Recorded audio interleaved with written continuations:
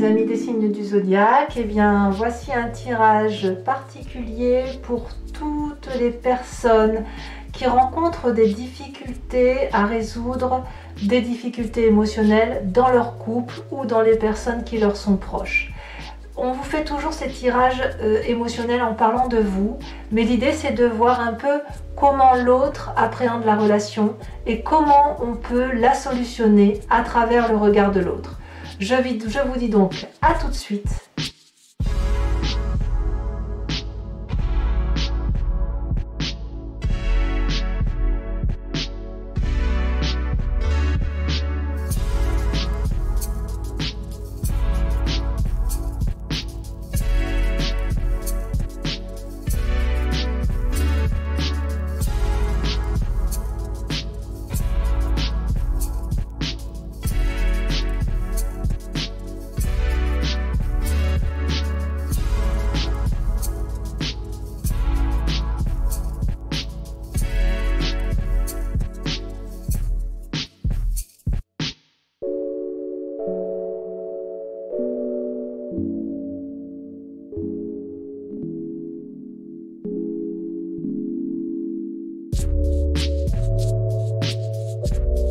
Mes amis Cancer, eh bien je suis très heureuse de vous retrouver sur ma chaîne, le tarot de l'œil du chat, pour parler de la relation à l'autre vue dans ce regard. Et cet autre doit être votre compagnon de vie, un enfant avec lequel il y a des difficultés, un collègue. Enfin, l'idée c'est essayer de comprendre l'autre, d'être dans son regard pour voir un petit peu comment on va solutionner la façon dont vous vivez les événements, le rapport à l'autre. Alors, comment vous voyez votre relation par rapport à l'autre?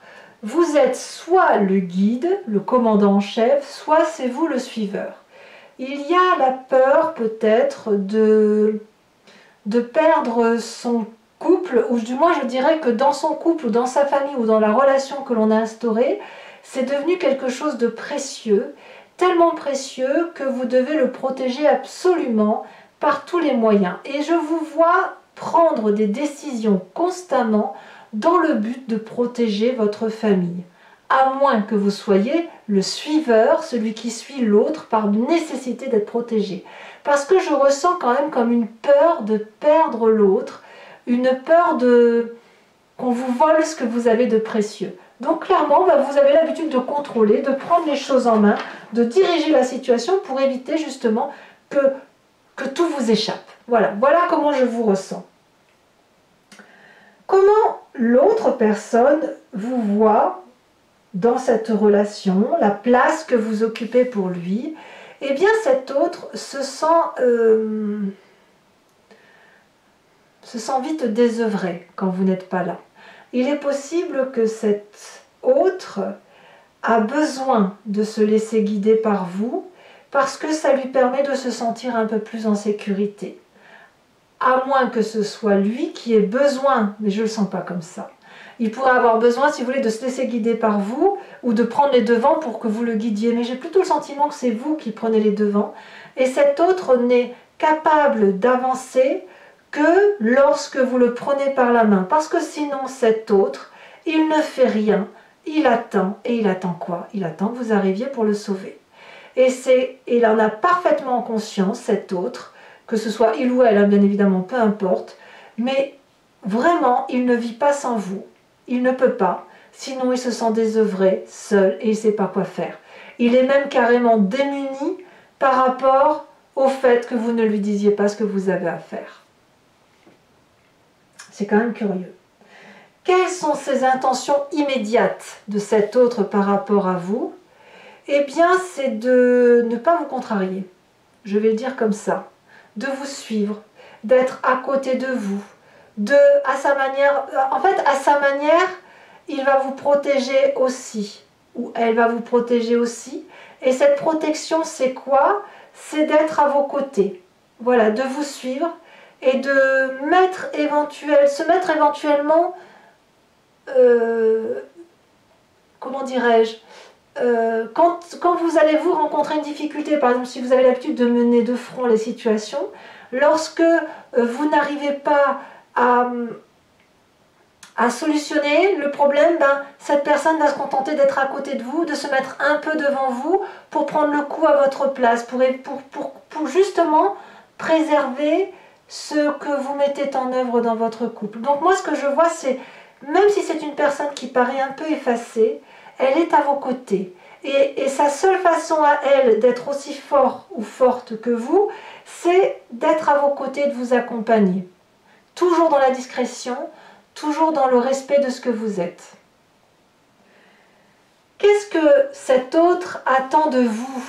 Eh bien, cet autre attend de vous que vous restiez à ses côtés et que vous acceptiez peut-être de lâcher tout ce fardeau que vous avez en main, et peut-être qu'il voudrait que vous vous mettiez un peu moins en danger, peut-être, probablement, parce que à force de prendre les devants, de prendre les initiatives, de prendre les décisions, vous pourriez parfois vous mettre un peu en danger.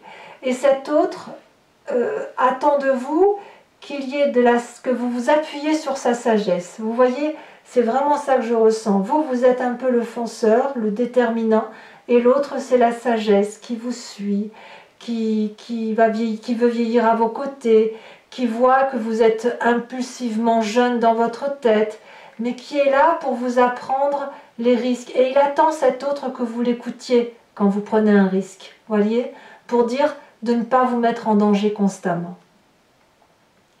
Alors, bien évidemment, il y a des choses qui rebutent votre autre et il y a des choses qu'il redoute de vous. Et ce qu'il redoute de vous, c'est que vous vous interdisiez d'aimer et que vous soyez trop raisonnable.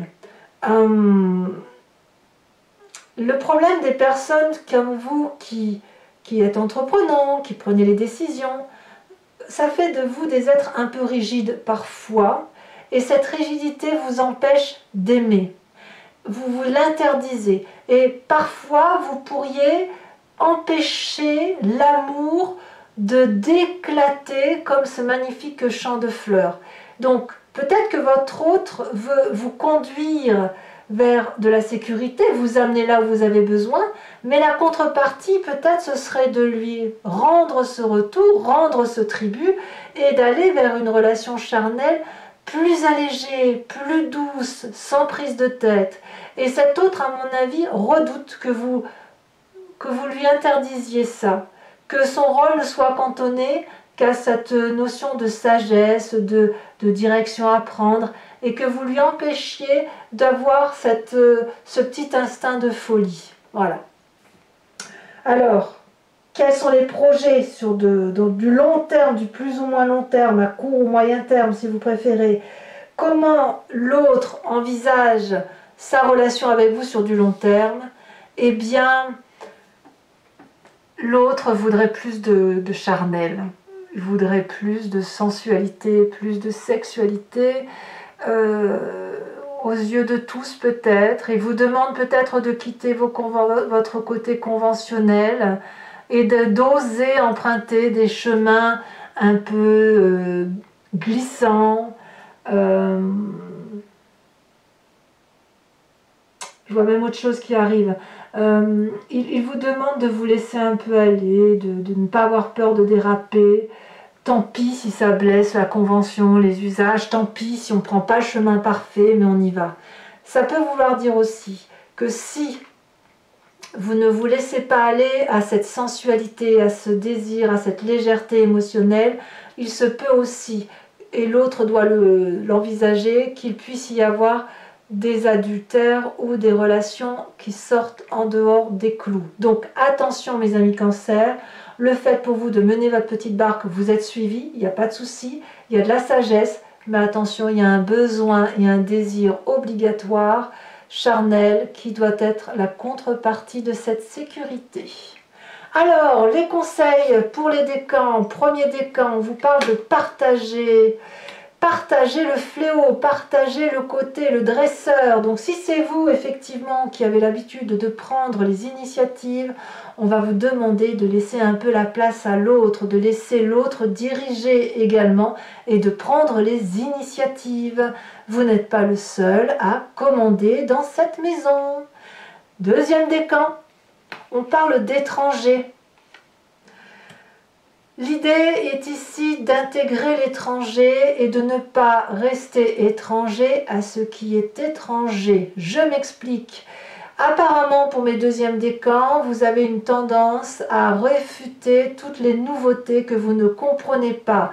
Vous vous mettez systématiquement en sécurité, peut-être par peur d'avoir à vivre quelque chose que vous ne connaissez pas. Si vous ne contrôlez pas les situations, c'est quelque chose qui vous inquiète, qui vous angoisse.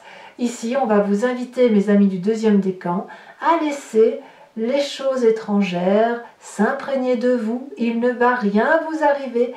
L'étrangeté, c'est ce qui va vous permettre de grandir et de vous éveiller vers plus d'amour. Enfin, mes troisièmes décans, qu'est-ce que l'on vous invite à faire? On vous invite à bosser, à être un expert en la matière, à approfondir vos projets.